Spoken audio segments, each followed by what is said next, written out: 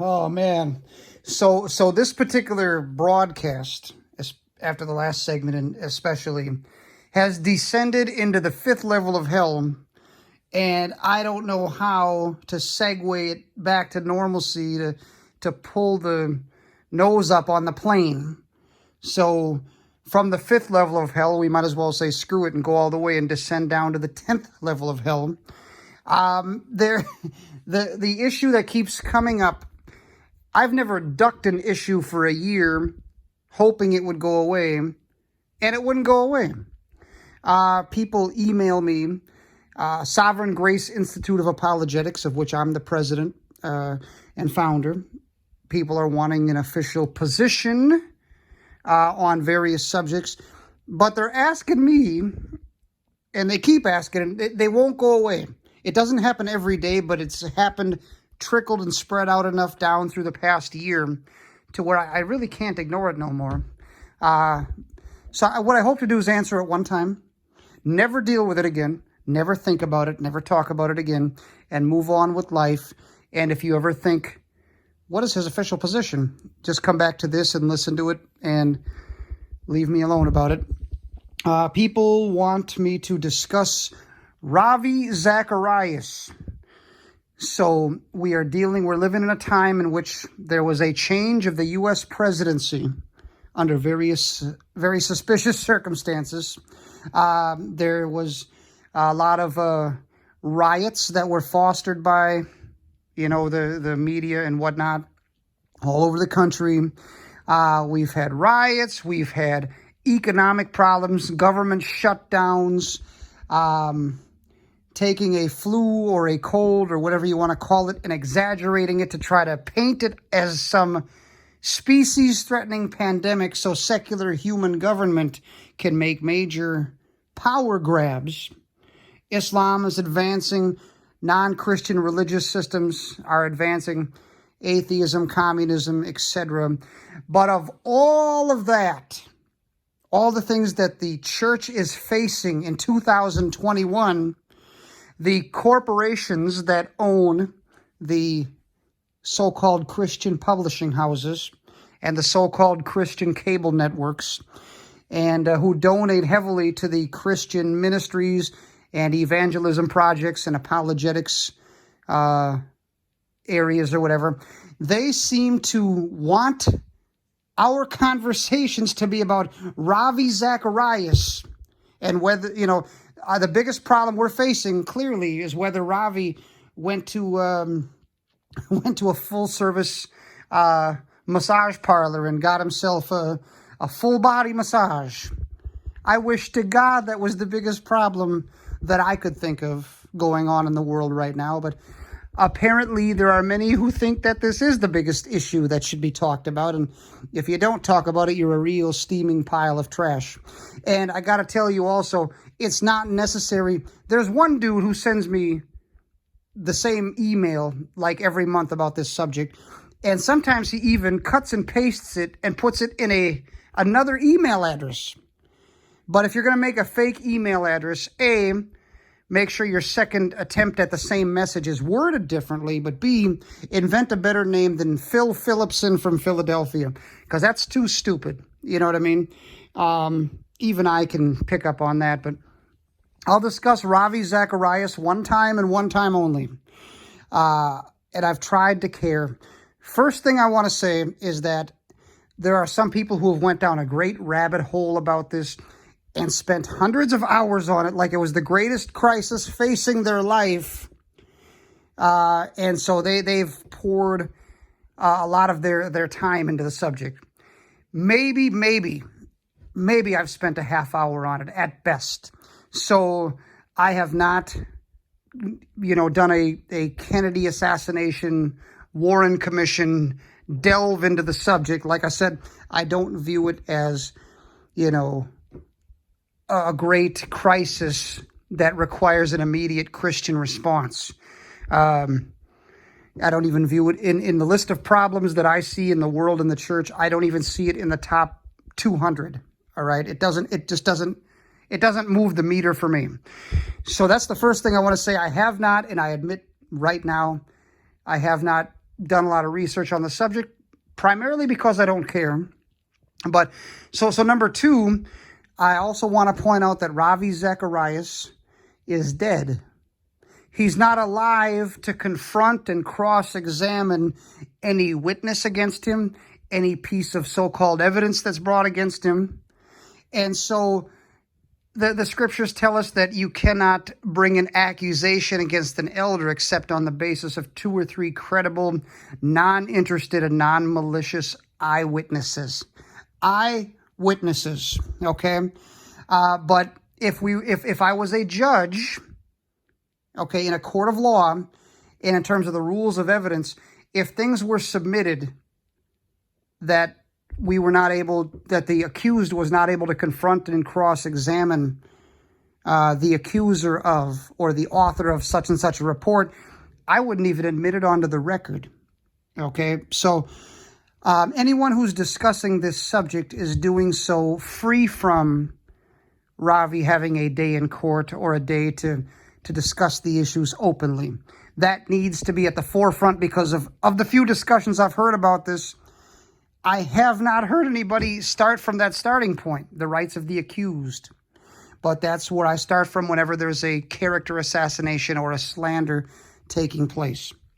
Third thing I want to mention is that I am not a fan of Ravi Zacharias in the sense of the word where, oh, I loved him so much and I was so devastated when I heard this and it hurt my whole life. The way some people view him as this wonderful, tremendous, great champion of Christianity. My experience with Ravi was, I was in a library, I'm going to say in the late 1990s, and I came across this book, Jesus Among Other Gods, by Ravi Zacharias.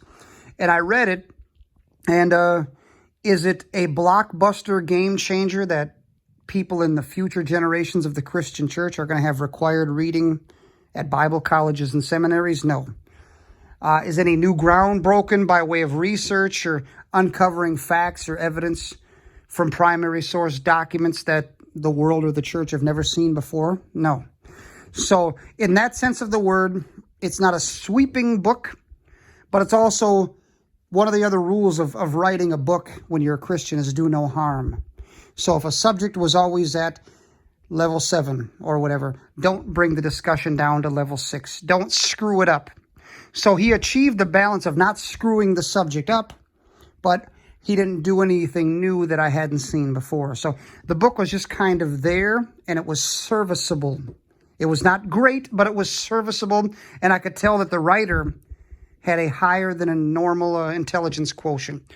But I could also tell that when it comes to the perspective of the writer, there was an Arminian free will concept of theology. In terms of apologetic method, there was a Thomas Aquinas type of vibe, the fivefold proofs, etc. In terms of philosophy, it was an Aristotelian philosophy. And upon further research, I did learn that Ravi wrote a book with Norm Geisler, as Robert Moore used to call him, Roman Geisler. I love Norman. I was just making it funny, but the idea is that these concepts, the free will Arminianism, the Thomas Aquinas fivefold apologetics, and the Aristotelian philosophy is all paganism with a cross on it. I think that is far more destructive than Ravi going to the full-service massage lady and getting himself touched in all the wrong places or whatever. I'll tell you this. I don't know one human being in general, but I don't know one preacher in particular who does not have a private life that is outside of the public square, where there's not some kind of direct crime against God taking place in their life, whether it's by thought, by motive in their heart, that thing that energizes them and moves them to do stuff, whether it's the words that come out of their mouth, the thoughts that go through their mind, the deeds they perform. Everybody struggles with something somewhere. And Ravi, while he has a higher than normal intelligence quotient and is brilliant at what he does, or was brilliant at what he did. He didn't have the IQ to not put in print what he was doing by way of conversing with ladies. So it's kind of like Thomas Edison when he's a little boy trying to sit on the chicken egg to hatch them. Like, well, that's weird, but geniuses don't always have it all in other areas of life because they're a savant in that one special area at the expense of commonsensical stuff. So Ravi has clearly engaged, apparently, in some text messages with some ladies. He's got some pictures, some smutty pictures or whatever. And these are all things that I can't think of, I mean, everybody has, as Hebrews calls it, that the sin that so easily entangles you. Everybody has a weakness that is so part of their history and their life that they will struggle with it until they die. All right, and if that was his besetting sin, that's between him and God, and apparently him and his bride. His bride has put out what she views as a defense of his character, as has his son. And whenever I'm dealing with an allegation against a preacher, the family lives with the guy. If he's a screw up, the first ones to know about it are usually them. You know what I mean? So here's the deal. Did he go to a massage parlor and have a relationship with a lady? We don't know, because there's no videotape of it happening. In terms of evidence, we don't have the primary source evidence of the fact that it took place. We might have some text messages where he's having a conversation with a lady. Hey, how you doing? When can I see you? That something like that. And maybe we have the testimony of a lady who's Ravi's not here to confront or cross-examine. So we're literally supposed to take this hearsay account by this lady. And by the way, after it has become this big, ridiculous thing. So it's kind of like, after, if you're going to make a big federal case and international incident out of somebody's private life, it's best not to wait till they're 6 feet under before you do it. They could have easily made an issue out of this during his life, and at least he would have been able to provide an equal and opposite response. Since he's not here, and since there's not a videotape of him doing these things, you can only take so much of it seriously. It's difficult to do so. But his ministry is called RZIM. That stands for Ravi Zacharias International Ministries. The first two letters, Ravi Zacharias. Okay. The ministry is named after him. It has used his name and his image and his intellectual property to solicit donations from the base. And it has built an empire of wealth of sorts, using his name, using his image, using his spoken word and written word intellectual property. Thus, using the money they acquired from him doing the work, they bought his family a house. Okay? Now, after he's dead, they're trying to kick his widow out of the house that his ministry bought. Be like if I started Brian Shanley Ministries tomorrow, and then I die, and when I'm dead, somebody accuses me of something, and then they try to throw my family out of the house that my ministry bought with my money that it's sick beyond belief. All right? As much as people talk badly about Ravi, again, I'm no fan, but if they're doing this to him today, they can do this to you tomorrow. Okay, people say, well, there's smoke, there's fire. But what if the smoke is crap? Okay?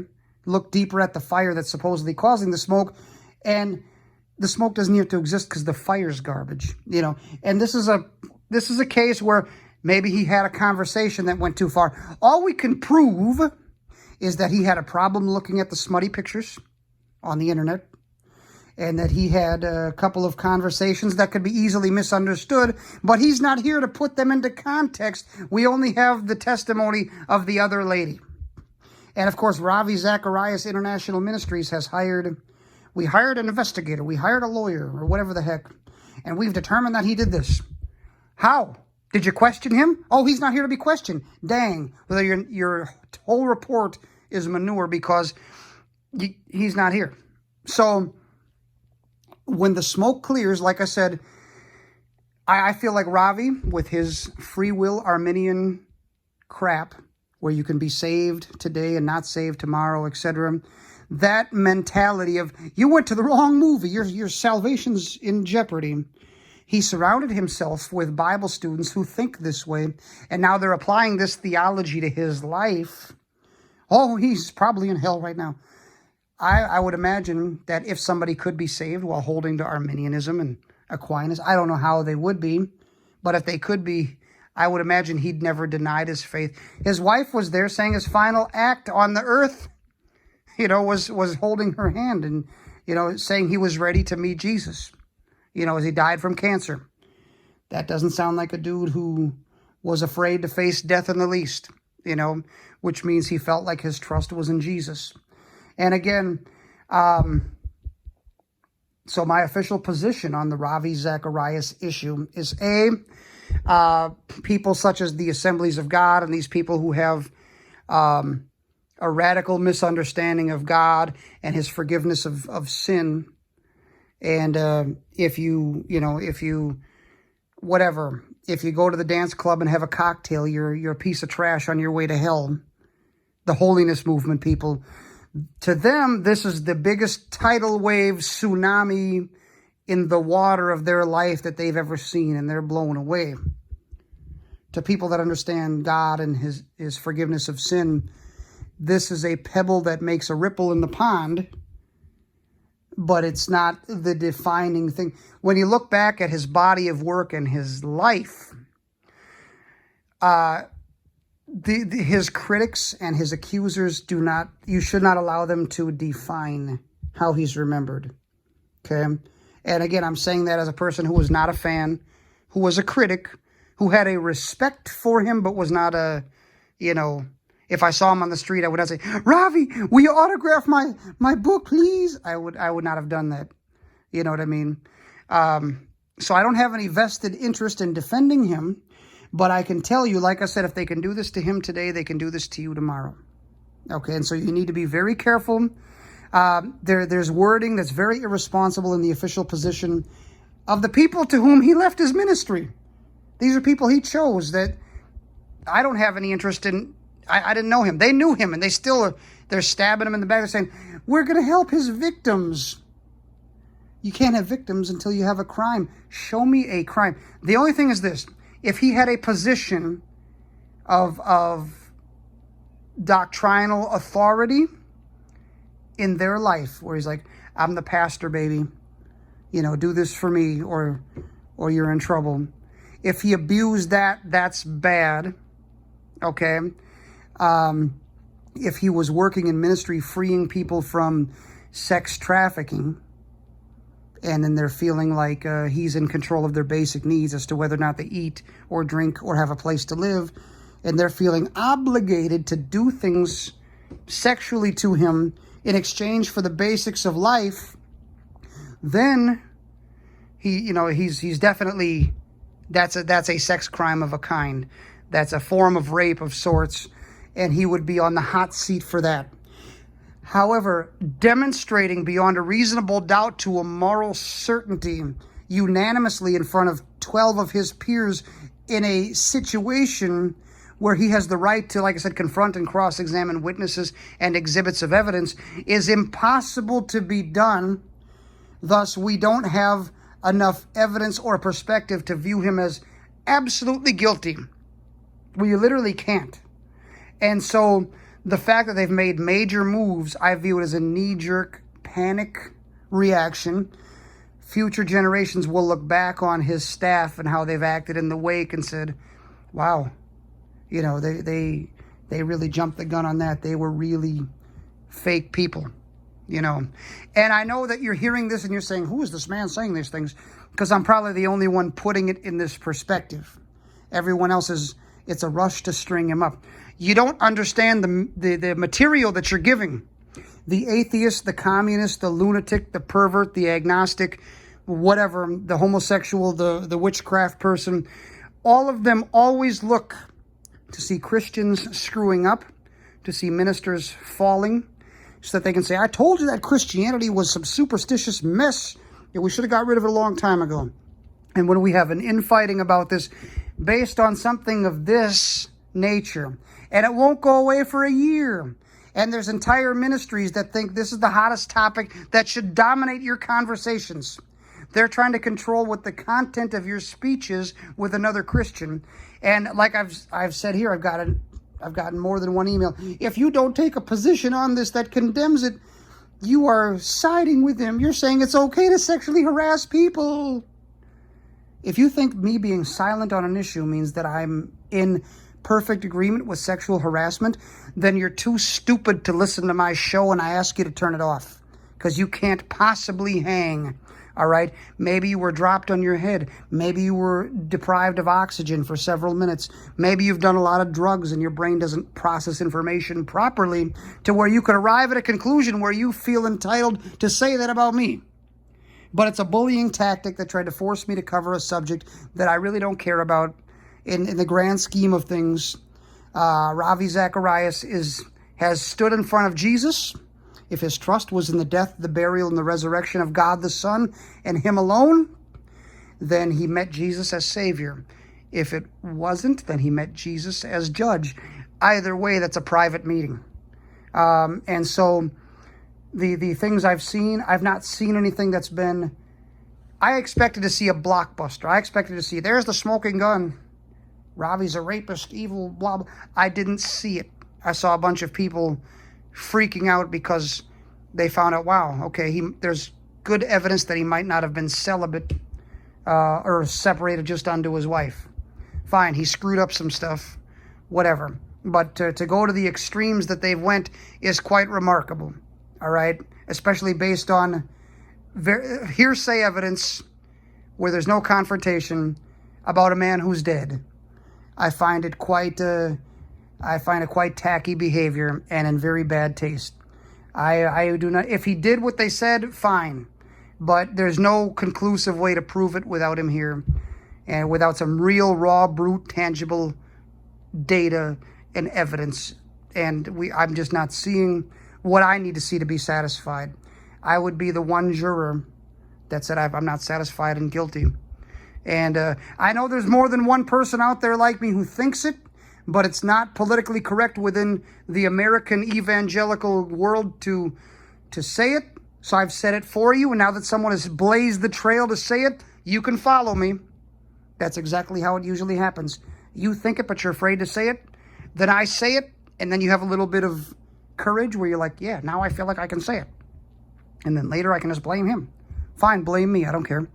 But in any event, yeah, that's my discussion of full mention on the Ravi Zacharias scandal, whatever you want to call it. Overall, when church history looks back at Ravi, he's going to be defined based on his works, not based on his critics or his accusers. God has an eternal perspective, not a temporal perspective. And I really hope to never discuss that again. What else have we got?